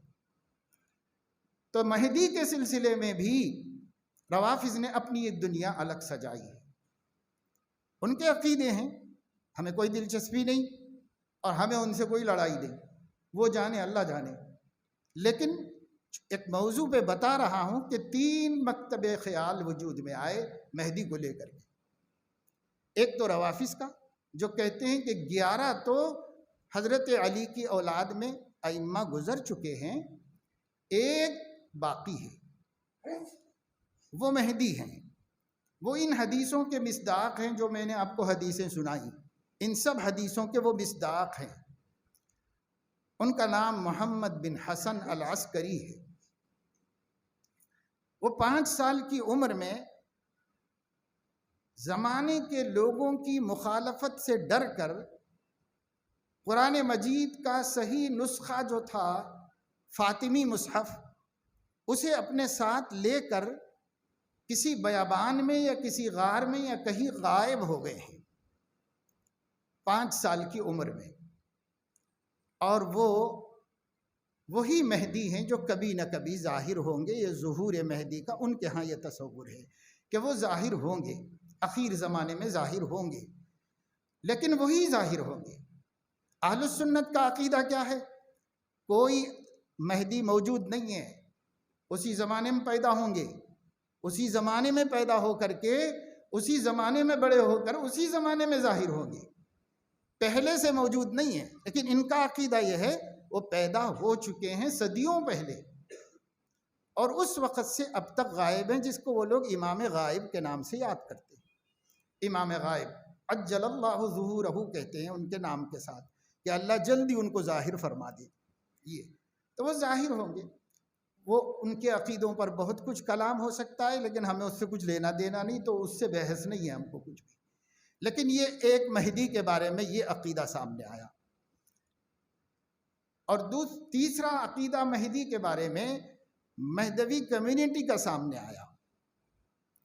ان لوگوں نے حضور اکرم صلی اللہ علیہ وسلم کے وصال فرمانے کے 900 برس کے بعد، یعنی 9 صدیاں گزر جانے کے بعد، ہندوستان کے ایک شہر جونپور کے اندر پیدا ہو کر بڑے ہونے اور وہیں کے علماء سے علم حاصل کرنے اور وہاں کے مشائخ سے تربیت طریق حاصل کرنے کے بعد اسد العلماء کے نام سے مشہور و معروف ہوئے اپنے علاقے میں، ایک بڑے عالم، ایک پیر طریقت جن کا نام سید محمد جونپوری ہے۔ انہوں نے اپنے زمانے میں، اپنے دور میں، کسی وقت میں 3 یا 4 مرتبہ دعویٰ کیا کہ میں مہدی ہوں، مہدی موعود میں ہی ہوں، اس کا دعویٰ کیا انہوں نے۔ ایک مرتبہ دکن میں کیا، ایک مرتبہ گجرات میں کیا، اور ایک مرتبہ مکہ مکرمہ میں حج کے لیے جا کر حرم شریف میں کیا۔ یہ 3 مرتبہ انہوں نے اپنے مہدی ہونے کا دعویٰ کیا تھا۔ یہاں تک تو تاریخ میں بالکل واضح طور پر موجود ہے، ہندوستان کی تاریخ میں، معتبر تاریخوں میں یہاں تک موجود ہے۔ اس کے بعد کچھ اللہ کے بندوں نے ان کو مہدی مان لیا، مہدی موعود، جن کی یہ صفتیں حضور علیہ السلام نے بتائیں اور جن پر ایمان لانا ضروری قرار دیا گیا، ان کو وہی مہدی مان لیا انہوں نے۔ حالانکہ جتنی صحیح احادیث اس سلسلے میں آئی ہیں، ان میں جو جو نشانیاں بتائی گئی ہیں، ان میں سے کوئی نشانی بھی ان کے ساتھ وابستہ نہیں ہے۔ جتنی نشانیاں حدیث میں آئیں اللہ کے نبی نے تو کھول کھول کے بتا دیا، ایک ایک بات، پہلے کیا ہوگا، بعد میں کیا ہوگا، ان کے دور میں کیا ہوگا، کیسے ہوگا، ایک ایک چیز بتا دی۔ تو اس میں سے کوئی چیز بھی صادق نہیں آئی ان کے اوپر۔ اور ان کا نام، والد کا نام آمینہ بتایا جاتا ہے، والدہ کا نام، والد کا نام عبداللہ بتایا جاتا ہے، لیکن ہندوستان کی جو فارسی اور اردو تاریخیں ہیں، ان مؤرخین نے جب ان کا تذکرہ کیا ہے تو والد کا نام یوسف لکھا ہے اور ماں کا نام بھی کوئی دوسرا ہی لکھا ہے، نہ آمینہ ہے نہ عبداللہ ہے۔ دعوی مہدویت کے بعد والدین کا نام چینج کیا گیا تاریخ میں، اور پھر اس طریقے سے یہ تاریخ، کیونکہ اب ان چیزوں کی تحقیق تو بھائی تاریخ ہی میں کی جا سکتی ہے، اور کہاں سے کریں گے، حدیثوں میں تو نہیں کریں گے، 950 سال کے بعد کی بات ہے، تو ان کی تحقیق تاریخ ہی سے ہو سکتی ہے۔ تو تاریخ نہیں مانتی کہ والدین کا نام آمنہ اور عبداللہ ہے۔ البتہ بعض لوگوں نے لکھا ہے بعد میں، ان کے معتقدین نے لکھا ہے بعد میں، پہلے سے مورخین نے نہیں لکھا ہے۔ خیر، پھر یہ ہے کہ ان کی مہدیت کو زمانے کے علماء نے مسترد کر دیا، کہا کہ آپ نیک ہیں، ہم یہ مانتے ہیں، آپ عالم ہیں، ہم یہ مانتے ہیں، آپ کے ذریعے بہت لوگوں کو اللہ کا تقرب حاصل ہوا، ذکر و شغل میں آپ لگے، لوگوں کو دنیا داری سے ہٹایا، دین میں لگایا، آخرت میں لگایا، آپ کی ان سب خوبیوں کو ہم مانتے ہیں، لیکن آگے چل کر جو آپ نے کہہ دیا ان المہدی، اس کو نہیں تسلیم کرتے، اس لیے کہ اس کے دلائل نہیں ہے، آثار نہیں ہے، قرائن نہیں ہے، اور جو نشانیاں پائی جاتی ہیں حدیثوں میں وہ نشانیاں موجود نہیں، اس لیے علماء نے اس کو تسلیم نہیں کیا۔ لڑائیاں بھی ہوئیں، جنگیں بھی ہوئیں، گجرات میں جنگ ہوئی اور کئی جگہ پر وہاں سے نکالے گئے، شہر بدر کیے گئے۔ اس زمانے کے محدثین نے اس دعوے پر کفر کے فتوے دیے، اور یہ سب کچھ اس دور میں ہوا۔ یہ آج سے 400 سال پہلے کی تاریخ ہے، لیکن بہرحال یہ سلسلہ چلتا رہا چلتا رہا چلتا رہا۔ تاریخ بتاتی ہے کہ وہ جب انتقال کر رہے تھے تو انتقال سے پہلے انہوں نے خود بھی کہہ دیا کہ من مہدی موعود نیستم، میں مہدی موعود نہیں ہوں۔ انہی کے ایک خلیفہ نے اس کو روایت کیا، اور اس شخص نے اپنی تاریخ میں لکھا جو ان کا بہت معتقد ہے۔ ملا عبد القادر بدایونی نے منتخب التواریخ فارسی میں ہندوستان کی اس زمانے کی تاریخ ہے جس زمانے میں ان کے حالات چل رہے تھے۔ مؤرخ نے جو ان کا نہایت عقیدت مند ہے، اس نے بھی یہ روایت نقل کی ہے ان کے خلیفہ کے ذریعے سے کہ میں انتقال کے وقت میں ساتھ میں تھا، انہوں نے فرما دیا تھا کہ میں مہدی موعود نہیں ہوں، اور اس کے بعد ہی ان کا انتقال ہوا۔ تو اس کا مطلب یہ ہوا کہ اللہ کا ایک نیک بندہ تھا، اور کچھ حالات اس کے اوپر آ گئے، اور ان حالات میں اس نے کچھ غلط اقدامات کیے، غلط باتیں کہی، اور پھر اس کے بعد اللہ نے اس کو ضائع نہیں کیا، مرنے سے پہلے اللہ پاک نے اس کو توبہ کی توفیق دے دی، اور سچ بات پر وہ قائم ہو گیا۔ اس لیے ہم اس شخصیت کے بارے میں کوئی زبان درازی یا کوئی گستاخی و بے ادبی نہیں کرنا چاہتے، اللہ کے حوالے کر دینا چاہتے ہیں ان کے معاملے کو۔ لیکن بعد میں ان کے خلفاء، ان کے لوگوں نے جو کہانیاں گڑھی ہیں وہ اتنی زیادہ ہیں کہ اس کا بیان کریں تو ایک مسلمان بھی نہیں سن سکتا۔ اور میں سمجھتا ہوں کہ وہ مہدوی بھائی ہمارے جو اس عقیدے کے ماننے والے ہیں، اگر پہلے سے نہیں جانتے ہیں تو وہ بھی نہیں سن سکتے، وہ بھی کہیں گے کہ صاحب یہ بالکل یہ بکواس مت سناؤ، ایسی بات ہے۔ مثال کے طور پہ ایک بات یہ کہ وہ مہدی ہیں، یہاں تک تو ماننا ضروری تھا، ان کو مہدی ماننا تو ضروری نہیں تھا، لیکن انہوں نے یہ عقیدہ بنایا ان کو جو مہدی مانے وہ مومن ہے، اور ان کو جو مہدی نہ مانے وہ کافر ہے، یہ عقیدہ انہوں نے بنایا۔ حالانکہ ہم نے آپ کو بتا دیا تمام امت کا فیصلہ مطلقاً مہدی کے ظہور کو ماننا ایمان کا حصہ ہے، شخصیت کو متعین کر کے ماننا ایمان کا حصہ نہیں ہے، لیکن انہوں نے اس پر ایمان کو مدار کر دیا۔ اب یہ سب حدیثوں کا انطباق ان کے اوپر کر دیا۔ حضور علیہ الصلاۃ والسلام سے ایک روایت نقل کی جس میں حضرت علیہ السلام نے حضرت علی نے فرمایا اپنے بچے کو دیکھ کر، جو میں نے ابھی قصہ سنایا تھا، روایت ہے موجود حدیث میں، اس میں یہ بھی فرمایا کہ وہ جو مہدی پیدا ہوگا وہ خلق کے اعتبار سے اللہ کے نبی صلی اللہ علیہ وسلم جیسا ہوگا، اور خلق کے اعتبار سے ان جیسا نہیں ہوگا، یعنی شباہت و شکل میں نبی جیسے نہیں ہوں گے، کہ وہ حسن تو لامثال حسن ہے، وہ کسی اور کو نہیں دیا گیا، وہ تو نبیوں کو بھی نہیں دیا گیا، جو سیدنا محمد الرسول اللہ صلی اللہ علیہ وسلم کو دیا گیا ہے، تو اس میں تو وہ ان کی مثال نہیں ہوں گے، لیکن اخلاق کریمہ میں وہ ان کی مثال ہے، کیونکہ یہ ہر امتی کے واسطے ہے، جو محنت کرے، جتنا کما لے اور جتنا اپنے کو اخلاق میں لے آئے، تو مہدی ہو بہو نبی پاک صلی اللہ علیہ وسلم کے خلق کریم پر قائم، ان کی جیسی صفات، ان کی جیسی سخاوت، ان کا جیسا دین، ان کی جیسی پختگی سب ان کے اندر ہوگی، اور وہ ان کے دین کو نافذ کرنے والے اور اس پہ قائم رہنے والے ہوں گے۔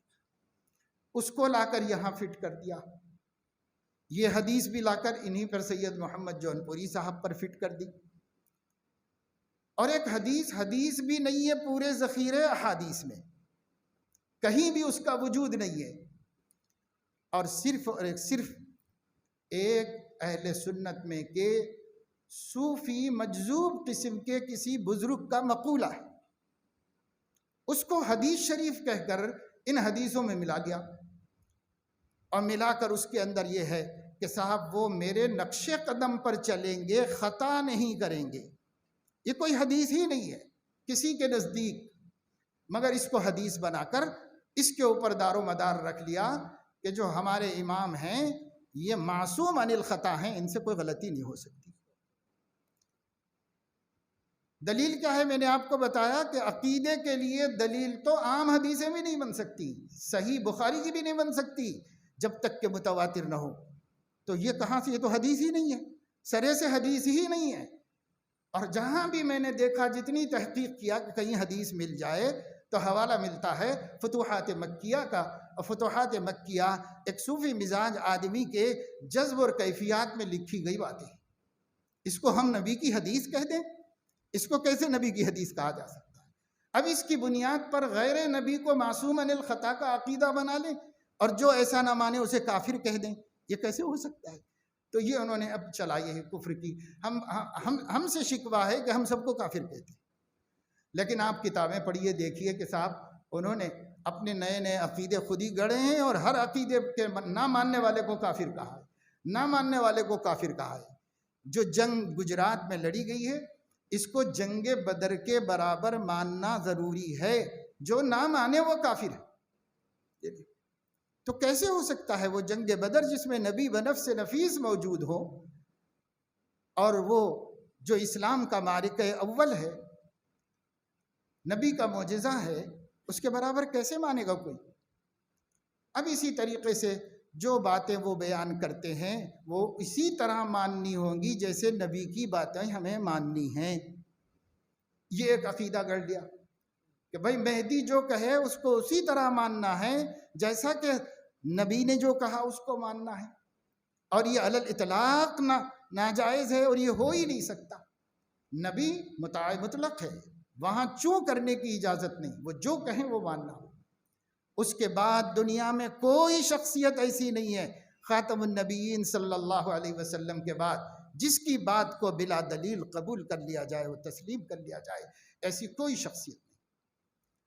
اچھا، اتنے سارے سینکڑوں عقائد کو اپنی طرف سے، جس کی کتاب اور سنت میں کہیں دلیل موجود نہیں ہے، بیان کرنے، گڑھ لینے، وضع کر لینے کے باوجود جب کوئی ان سے اختلاف کرے تو فوراً یہ کہتے ہیں ہمارے امام نے کہا کہ ہم کوئی نیا مذہب نہیں لائے ہیں، ہمارا مذہب کتاب اللہ اور اتباع رسول اللہ ہے۔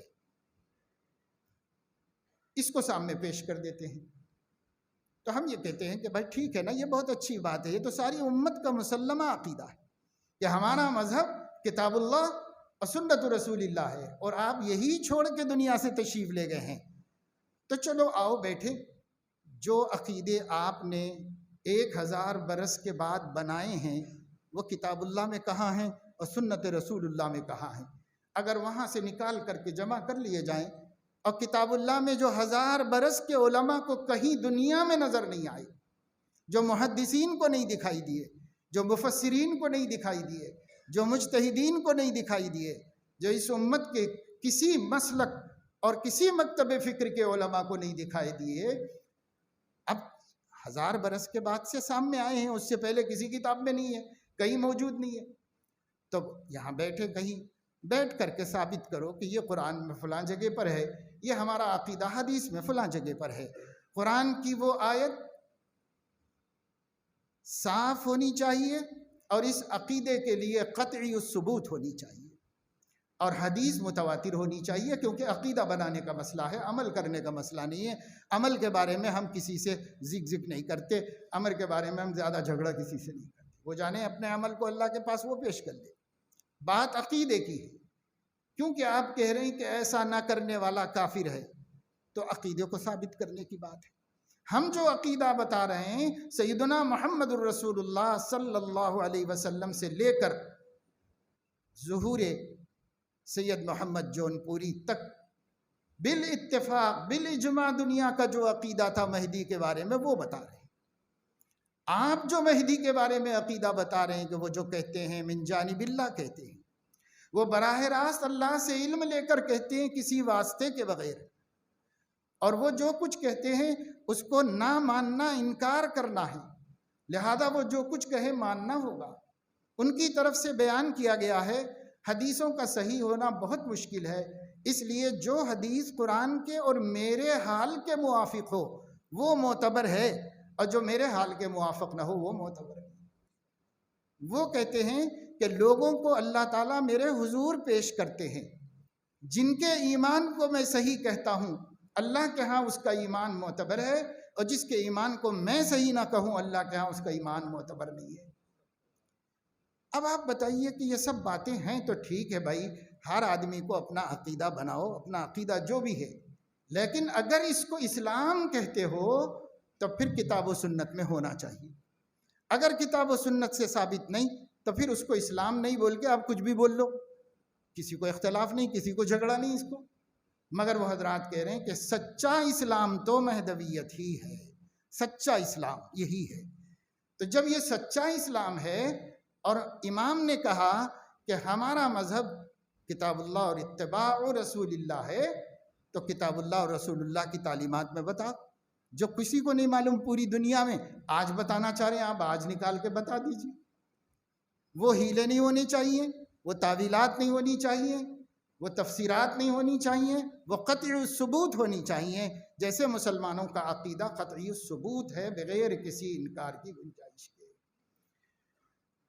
تو بس بات میں نے آپ کے سامنے اس لیے رکھی کہ 3 مکتب فکر مہدی کے ظہور کے عقیدے کو لے کر وجود میں آئے۔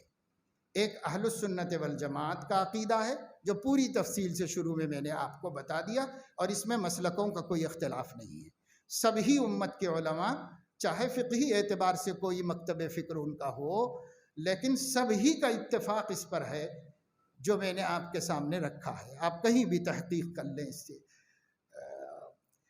سلفی علماء سے کر لیں، آپ شافعی علماء سے کر لیں، حنبلی سے کر لیں، مالکی سے کر لیں، حنفی سے کر لیں، سب امت کے جتنے بھی علماء ہیں مکتب فکر ہیں ان سے پوچھ لیں، معلوم کر لیں آپ اس کے بارے میں، سب یہی بتائیں گے۔ جماعتیں جو ہیں اس وقت مسلمانوں کی، ان جماعتوں کے مقتداؤں سے معلوم کر لیجئے۔ اتنی حدیثوں کو تو سب مانتے ہیں جتنی باتیں میں نے آپ کے سامنے رکھی ہیں۔ اس کے آگے چھوٹی چھوٹی باتوں میں ہو سکتا ہے تحقیق کا اختلاف ہو، لیکن اس مجموعی عقیدے کا کوئی منکر نہیں ہے مسلمانوں میں۔ دوسری بات میں نے آپ کو یہ بتائی کہ اس عقیدے کو لے کر 2 الگ الگ رستے بھی نکل گئے اہل السنت والجماعت سے ہٹ کر کے۔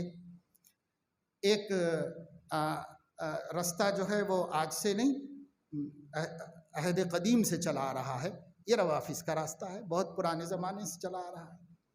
اور دوسرے ایک نیا راستہ ہے جو 1000 برس کے بعد شروع ہو کر پھر چلا، 9ویں صدی ہجری کے بعد سے چلا، اور اب تک جگہ جگہ چل رہا ہے ہندوستان کے مختلف ریاستوں میں، شہروں میں، اور دنیا کے مختلف ممالک کے اندر ان عقیدوں کے جاننے والے موجود ہیں۔ رافضی عقیدہ رکھنے والے، مہدوی عقیدہ رافضیوں کے مطابق رکھنے والے بھی پوری دنیا میں موجود ہیں۔ مہدویوں کے مطابق مہدی کا عقیدہ رکھنے والے بھی دنیا بھر میں موجود ہیں۔ اور ہم اہل السنت والجماعت اپنے علماء اور اسلاف و اکابر صحابہ و تابعین و نبی کی باتوں کی روشنی میں عقیدہ رکھنے والے، ہم تو روز اول سے، جب سے اسلام ہے جب سے موجود ہیں، اور اس عقیدے کو لیے ہوئے، تھامے ہوئے، سنبھالے ہوئے یہاں تک لائے ہیں۔ انشاءاللہ قیامت تک بھی یہ عقیدہ ہمارا باقی رہے گا۔ جو لوگوں نے اپنے راستے الگ کیے ہیں اور انہوں نے مختلف عقائد بنائے ہیں، ان سے بھی ہمیں کوئی لینا دینا نہیں، مگر آپ کے سامنے میں نے مہدی کو لے کر جو 3 مکتب فکر اس وقت دنیا میں پائے جاتے ہیں، ان کو اس لیے بیان کر دیا کہ یہ موضوع انٹرنیٹ کی وجہ سے آج کل بحث مباحثے کا شکار ہو گیا ہے۔ میں نے سوچا کہ بہت سے مسلمانوں کو خود اپنا ہی عقیدہ نہیں معلوم ہے، اس لیے مسلمانوں کے سامنے اپنا عقیدہ تو آ جائے کہ بھئی ہمارا عقیدہ کیا ہے۔ جب ہم اپنا عقیدہ جانیں گے، کوئی اور بات سامنے آئے گی، ہمارا من ہی ٹھکرا دے گا اور ہمارا دل کہے گا نہیں بھائی یہ تو ہمارا عقیدہ نہیں ہے۔ کسی کا ہوگا تو ہونے دو بھائی، ہمیں کیا کسی سے لڑائی ہے، نہ کسی سے جھگڑا ہے۔ کسی کا اپنا عقیدہ یہ ہوگا تو رہنے دو، ہم ان سے لڑنے بھڑنے نہیں جا رہے ہیں، ہم ان کو منوانے نہیں جا رہے ہیں۔ ہمارے ذمے تو ما علی الرسول الا البلاغ المبین۔ جب نبی کے ذمے صرف کھول کے بات رکھ دینا ہے تو علماء کے ذمے کیا ہے؟ ہمارے ذمے بھی کھول کے بات رکھ دینا ہے۔ بس ماننا نہ ماننا ہر شخص کے اپنے اختیار میں ہے، اللہ کا دیا ہوا اختیار ہے، کوئی مانے نہ مانے۔ لیکن جو صحیح عقیدہ ہے وہ میں نے تفصیل سے آپ کے سامنے رکھ دیا، اور اس کے مقابلے میں جو 2 عقیدے پائے جاتے ہیں وہ اس لیے بتانا ضروری سمجھا کہ تتبین الاشیاء بضدھا، ہر چیز اپنی ضد سے پہچانی جاتی ہے۔ جب ہم مخالف کا عقیدہ بھی جانیں گے تو ہمیں اپنا عقیدہ کی حد معلوم ہو جائے گی اور اس میں پختگی آ جائے گی، مضبوط ہو جائے گی۔ اسی لیے کتابوں میں پڑھایا بھی جاتا ہے، مدارس میں پڑھایا بھی جاتا ہے، سارے دنیا بھر کے باطل عقیدوں کے بارے میں پڑھایا جاتا ہے، اس لیے کہ یہ کس کے مقابلے میں ہے یہ معلوم ہو جائے۔ تو اس وجہ سے میں نے تینوں مکتب فکر کا خلاصہ آپ کے سامنے رکھ دیا ہے۔ اور ان لوگوں کے بارے میں جو باتیں میں نے کہی ہیں، ایسا نہیں ہے کہ یوں ہی جو ہے ہانکتی ہوں آپ کے سامنے۔ جتنا میں نے اس وقت میں آپ کے سامنے رکھا ہے یہ سب ان کی کتابوں میں پڑھا ہوا ہوں اور ان کی کتابوں میں نکال کر بتا سکتا ہوں کہ یہ ان کا عقیدہ ہے۔ اور اس کے باوجود بھی ہمیں ان سے کوئی پریشانی نہیں ہے۔ ہم اپنا عقیدہ مسلمانوں کو صحیح سمجھانا چاہتے ہیں، اور اس کے سمجھانے کو سامنے والے کا خیال بھی بتانا پڑتا ہے، اس لیے اس کو میں نے آپ کے سامنے تفصیل سے رکھ دیا۔ آج کل اس موضوع کو لے کر بہت سے نوجوان بہک جا رہے ہیں، بہت سے نوجوانوں کو اپنا عقیدہ ہی نہیں معلوم ہے، اور جب دوسرا سمجھاتا ہے تو ارے ایسا ہے کیا، ایسا ہے کیا، ایسا ہے کیا، سمجھ رہے ہیں اور بہک رہے ہیں۔ اب گوہر شاہ کا فتنہ چل رہا ہے، شکیل کا فتنہ چل رہا ہے، وہ بھی اپنے کو عیسیٰ مسیح کہتا ہے اور مہدی موعود کہتا ہے، اور کتنے لوگ ہیں جو دعوے کرتے ہیں۔ میں نے آپ کو حدیث سنا دی کہ جو حقیقی مہدی ہے وہ چھپے گا، اس کا دعویٰ کہیں نہیں ہوگا، کسی حدیث میں نہیں ہے کہ وہ دعویٰ کرے گا، بلکہ علماء ڈھونڈ کے نکالیں گے اس کو، وہ کہیں دعویٰ نہیں کرے گا۔ مگر یہاں جتنے مہدی آج تک نظر آ رہے ہیں تاریخ میں، سب مدعی ہیں، وہ سب دعویٰ کر کے سامنے آئے ہیں۔ اور حضور صلی اللہ علیہ وسلم فرما رہے ہیں جو حقیقی مہدی ہے وہ دعویٰ نہیں کرے گا، اسے ڈھونڈنا پڑے گا، اسے تلاش کر کے نکالنا پڑے گا، وہ دعویٰ نہیں کرے گا، تو دعویٰ نہیں ہے۔ تو اس وجہ سے یہ سب چیزیں سامنے رکھیے، اپنے باتوں کو سمجھیے، قادیانیت کے مکر سے بچیے، شکیل بن حنیف کا تیزی سے فتنہ پھیل رہا اس سے بچیے، اور اس سے بڑھ کر یہ ریاض گوہر شاہ کا فتنہ گلی گلی آ گیا ہے حیدرآباد میں، اور لوگ مرتد ہوتے جا رہے ہیں کیونکہ اس کے عقیدے سراسر اسلام کے خلاف ہیں۔ لوگوں کو لے کے بیٹھ رہا، ذکر کی مجلسیں جما رہا ہے، اور نماز روزہ کچھ نہیں، بس بے ایمانی سکھا کے لوگوں کو اسلام سے ہٹا رہا ہے، مرتد کر رہا ہے۔ جوان اس میں جا رہی ہیں، عورتیں اس میں جا رہی ہیں، بچے، پڑھے لکھے لوگ، اللہ اکبر، پڑھے لکھے لوگوں کا شعور تو کم سے کم اتنا ہونا چاہیے، اچھا برا سمجھ سکیں۔ کچھ نہیں ہے، لوگ ان باطل کے سحر میں اور جادو میں پھنستے جا رہے، اور کام سب جگہ سے ہو رہا ہے، اور جگہ جگہ یہ سلسلہ چل رہا ہے۔ اس وجہ سے میں نے آپ کو آپ کا کافی وقت لے کر کے یہ میں نے بات بتائی۔ جانے دو، تھوڑی دیر ہو جانے دو، کوئی بات نہیں۔ آج اپنی قوم کے، اپنے نسل کے ایمانوں کے لالے پڑے ہوئے، اس کے لیے تو ہم ہفتوں لگا دیں تو کافی۔ اب میں کیا کروں کہ میں سوچ کے آتا ہوں کہ سمیٹ کے مختصر بتا دوں گا، لیکن بات سمجھانے کے واسطے سمیٹی نہیں جا سکتی، اسے کھول کے پھیلا کے سامنے رکھنا پڑتا ہے۔ اس وجہ سے میں نے آپ کے سامنے یہ عقیدہ رکھا۔ اہل السنت والجماعت کے عقائد میں سے ایک عقیدہ آخری زمانے میں قیامت کے قریب ظہور مہدی کا ہے اور نزول عیسیٰ کا ہے، اور ظہور مہدی اور نزول عیسیٰ ایک دوسرے سے ملے جلے بالکل ایک دور اور ایک زمانے کے ہیں۔ اور پھر اس کے اندر یہ ہے کہ جو مہدی ہیں وہ اللہ کے نیک بندے ہوں گے، ہمارے نبی کے دین کو آفاق میں قائم کر دیں گے اور اسلام کا نظام جما دیں گے، سب کچھ کریں گے، لیکن نہ وہ نبی ہیں، نہ ان پر وحی آتی ہے، نہ وہ ڈائریکٹ اللہ سے علم لیں گے، اور نہ وہ ان کا اپنا حکم کسی کے لیے حجت ہوگا۔ صرف نبی صلی اللہ علیہ وسلم کے امتی ہیں، ان کے آل میں سے ہیں اور نیک ہیں، ان کی تعریف حضور نے فرمائی ہے اور حکم دیا ہے کہ اگر وہ ظاہر ہو جائیں اور تم زندہ ہو تو تم جا کر ان کو اپنا امیر تسلیم کر لو، چاہے تمہیں برف کی سلوں پر کھسک کے جانا پڑے، مگر جا کے انہیں اپنا امیر تسلیم کر لو۔ یہ سب باتیں ہمیں قبول ہے، تسلیم ہے، لیکن ہر کوئی مدعی مہدویت کو مہدی مان لے، یہ کوئی اندھا تو کر سکتا ہے، کوئی علم رکھنے والا ایسا نہیں کر سکتا۔ اہل السنت والجماعت جو مضبوط عقیدہ 1400 برس سے محفوظ رکھے ہوئے ہیں، وہ اس جال میں نہیں پھنس سکتے۔ اس لیے آپ سے گزارش ہے، خدا کے واسطے جو مجلس تحفظ ختم نبوت جگہ جگہ تفہیم ختم نبوت کیمپ کے طور پر منعقد کر رہی ہے، اپنے بچوں کو شریک کیجیے، اپنے نوجوان بچوں کو شریک کیجیے۔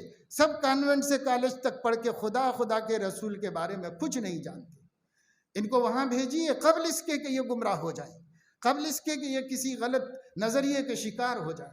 اس سے پہلے یہ جو جگہ جگہ پروگرام ہو رہے ہیں، ابھی گزشتہ ہفتے ملے پلی کے حلقے میں ہوا اور مختلف حلقوں میں ہو رہا ہے۔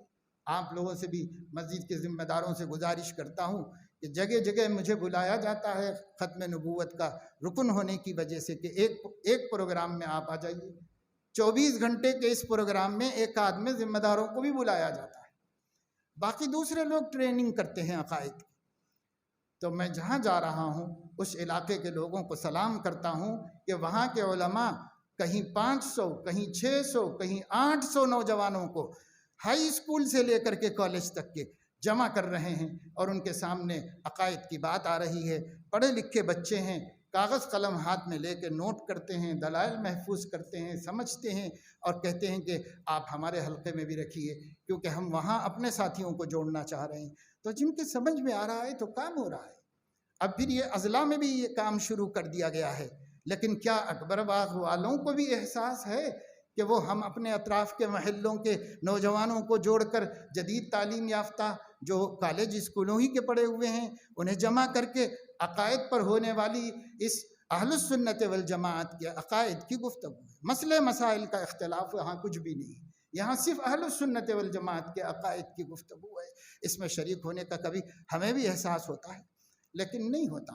میرے دوستو یاد رکھو، قانون غافلوں کی مدد نہیں کرتا، اللہ بھی غافلوں کی مدد نہیں کرتا۔ اگر ہم غافل ہیں تو اللہ کو ہماری کوئی ضرورت نہیں ہے۔ اگر ہم متفکر ہیں اپنی اولاد اور اپنی نسلوں کے واسطے، تو پھر اس بات کی فکر کرنی چاہیے کہ ہم اپنی اولاد کو اتنا صحیح العقیدہ اور اس قدر مضبوط ایمان والا بنائیں کہ جس وقت بھی اللہ کا وہ خاص بندہ ظاہر ہوگا، اگر میری اولاد کے سامنے ظاہر ہو جائے تو میری اولاد ان کے دشمنوں میں نہ ہو، ان کے ماننے والوں اور ان کا ساتھ دینے والوں میں۔ یہ سوچ کر اپنے بچوں کی تربیت کرنی چاہیے۔ یہاں تک لوگوں کا یہ تھا، مصحف بھیجا، حضرت حاجی عابد علی صاحب نے ایک قرآن مجید شاندار اور ایک تلوار، اس زمانے میں 100 سال پہلے کسی حج کو جانے والے کے ہاتھ سے بھیجا اور کہا کہ یہ جو شیبی ہیں جن کے ہاتھ میں کعبۃ اللہ کی چابی ہے، یہ ایک خاندان ہے، اس خاندان کے ہاتھ میں نبی نے چابی دے کر یہ کہا تھا کہ قیامت تک تمہارے ہاتھ سے کوئی نہیں چھین سکے گا، میں تمہارے ہاتھ میں رکھ رہا ہوں۔ اور آج تک اسی خاندان کی اولاد کعبۃ اللہ کی متولی ہے۔ ساری مسجد حرام کے متولی بادشاہ ہوں گے، لیکن کعبۃ اللہ کا متولی وہی ہے، اسی کے ہاتھ میں کعبے کی چابی ہے۔ تو چونکہ یہ خاندان قیامت تک رہے گا، نبی نے فرمایا قیامت تک تمہارے خاندان سے کوئی چابی نہیں لے گا، تو یہ خاندان قیامت تک رہے گا۔ تو ایک اللہ والے نے، بانی دارالعلوم دیوبند نے، ایک قرآن مجید اور ایک تلوار لے کر ایک خط لکھ کر کے اس خاندان کے پاس امانت رکھوایا ہے کہ مکے میں حضرت مہدی کا ظہور ہوگا، جب بھی ہوگا تو تمہارا خاندان موجود رہے گا۔ یہ ہماری طرف سے قرآن مجید اور یہ تلوار ان کی حمایت کے واسطے کہ ہمارے نبی نے کہا میرے اس بیٹے کے وجود میں آنے کے بعد کوئی بھی شخص محروم نہ رہے ان کے تعاون سے۔ تو جذبہ صدیوں پہلے سے کسی کے دل میں ہے مسلمانوں کے، ان کی مدد کرنے کا، لیکن ہم لوگوں کا حال یہ ہے کہ ایمان بچانے کا جذبہ بھی نہیں ہمارے پاس۔ اللہ خیر فرما دے بھائی، بہت مسئلہ ہے تیڑا اس زمانے میں، جگہ جگہ سے ارتداد کی خبریں ہیں، گھروں گھروں کے اندر لوگ گمراہ ہو رہے ہیں، دل دکھتا ہے، اتنا پانی ہوتا ہے، کس کی امت ہے اور کیوں کھیل بنائی جا رہی۔ ایک طرف مرتد ہونا، ہندو بن جانا، ہندو بچوں کے خاطر بچیوں کا چلے جانا روز کا قصہ ہو گیا، اللہ بچائے۔ ایک طرف یہ فتنے، ایک طرف یہ فتنے، کس مصیبت میں امت گھیر دی گئی ہے اللہ کی طرف سے۔